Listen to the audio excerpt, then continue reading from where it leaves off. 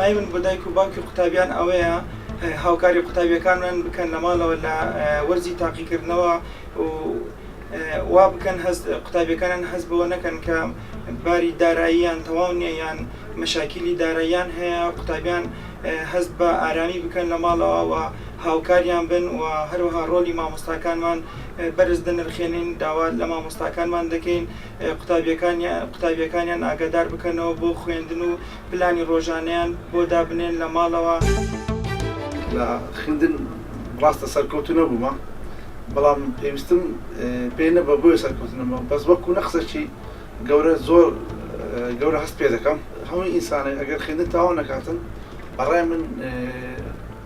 وەکو خاوەن پێداویستێکە لە مرۆڤایەتی ینی وا هەست دەکەم نەخسەشی زۆر گەورەم هەیە و هیوادارم لە قوتابیە خۆشەویستەکان پەرە بە خوێندنیان بدەن. پێویستە دایک و باوکان لایەنی دەرونی تەلەبەکانیان تەواو دیاری بکەن و کەش و هەوایەک و بارودۆخێکی تەواویان بۆ دابین بکەن.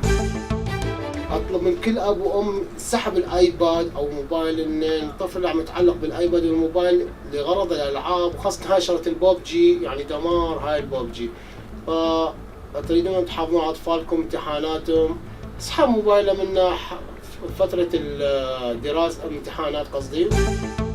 چیزی که مسلمه اینه که وظیفه معلم‌ها در درجه اول اینه که تمام وقتشون رو توی مدرسه و سر کلاس اختصاص بدن به پیشرفت تحصیلی دانش آموزا و بس اینه که حالا چقدر والدین میتونن کمک کنن.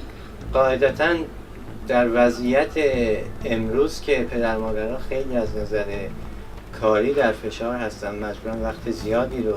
در محل کارشون صرف کنن وقت کمتری رو تو خونه دارن که میتونن برای بچه ها بذارن.